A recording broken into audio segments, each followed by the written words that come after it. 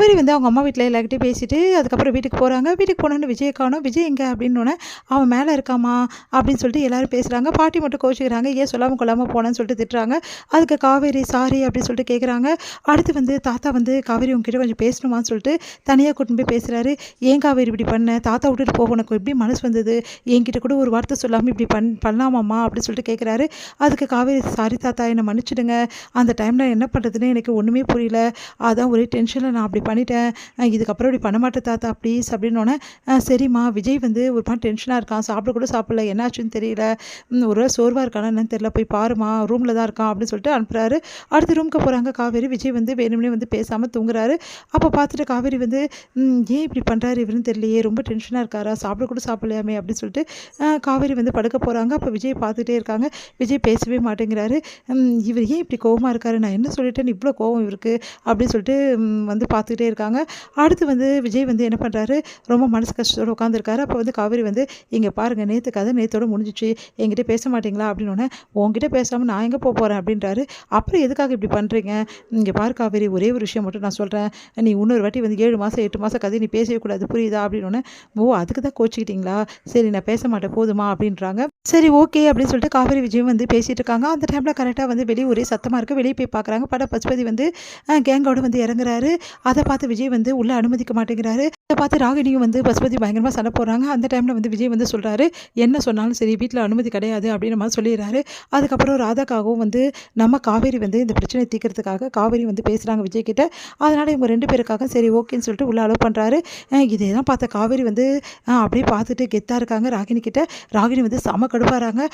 இந்த காவேரி எவ்வளோ திமுறை நான் அடக்கிறேன் எப்படியாவது அப்படி சொல்லிட்டு உள்ளே வராங்க. அடுத்து வந்து ராகினிக்கு வந்து சடங்கெல்லாம் நிறைய விஷயங்கள் வந்து சொல்லிக் கொடுத்து பண்ணுறாங்க. பாலும் பழமும் கொடுக்குறாங்க. அதே டைமில் செய்ய வேண்டிய சடங்குகள்லாம் செஞ்சுட்ருக்காங்க. விளக்கேற்ற சொல்கிறாங்க.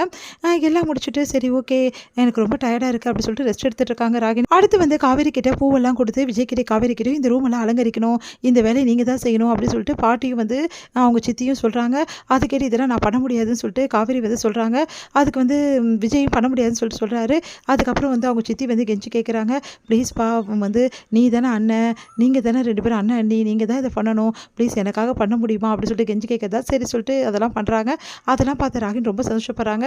பரவாயில்லையே எனக்காக இவ்வளோ நல்லா பண்ணி வச்சிருக்கியே அப்படின்னு சொல்லிட்டு வேணுமே வெறுப்பேற்றுறாங்க காவேரி செம கடுப்பாகிறாங்க.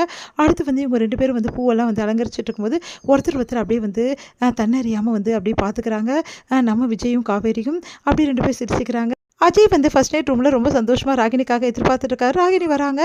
ராகினி வந்து பால் எடுத்துகிட்டு வந்து அஜய் கிட்ட கொடுக்குறாங்க. அஜயும் குடிக்கிறாரு.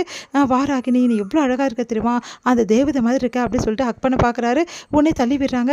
என்ன ராகினி ஏன் இப்படி பண்ணுற அப்படின்னு. இங்கே பாருங்கள் என்ன வேலை பண்ணியிருக்கீங்க நீங்கள், இந்த வீட்டில் நான் வரும்போது எனக்கு கொஞ்சம் கூட வந்து மரியாதையே கிடையாது. வந்து அந்த விஜய் தான் இந்த வீட்டுக்கே ஓனர் மாதிரி ஓவராக பில்டப் பண்ணுறாரு. அதே மாதிரி அந்த காவேரி ஓவராக திமிராக நடந்துக்கினா அப்போது இந்த வீட்டில் உங்களுக்கு மரியாதை கிடையாதா அப்படின்றாங்க. அதை கேட்டு அப்படியே அதிர்ச்சி அடைகிறாரு.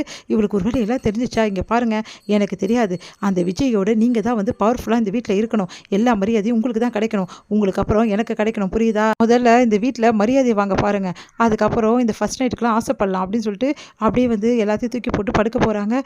ராகினி ப்ளீஸ் ராகினி ஏன் ராகினி இப்படிலாம் பண்ணுற, நீ என்னை ஆசைப்பட்டு தானே கல்யாணம் பண்ணிக்கிட்ட, என்னது ஆசைப்பட்டு கல்யாணம் பண்ணிக்கினேண்ணா, இங்கே பாருங்கள் நான் ஆசைப்பட்டுலாம் கல்யாணம் பண்ணிக்க, ஏதோ நீங்கள் கேட்டிங்க நான் கல்யாணம் பண்ணிக்கினேன், அது மட்டும் கிடையாது, எப்படியாவது இங்கே இருக்காளே காவேரி அவளை ஏதாவது ஒரு பழி பண்ண வந்து நான் கல்யாணம் பண்ணிக்கினேன் புரியுதா, அப்போ என்னை பிடிக்காதா ராகினி உனக்கு, யார் சொன்னது பிடிக்காதுன்னு, எனக்கு பிடிக்கும், ஆனால் பிடிக்கிற மாதிரி நீங்கள் உன்னை நடந்துக்கணும் புரியுதா, இதுக்கெல்லாம் ஆசைப்படணுன்னா உன்னை எனக்கு பிடிக்கணும் உங்களை அப்படி சொல்கிறாங்க.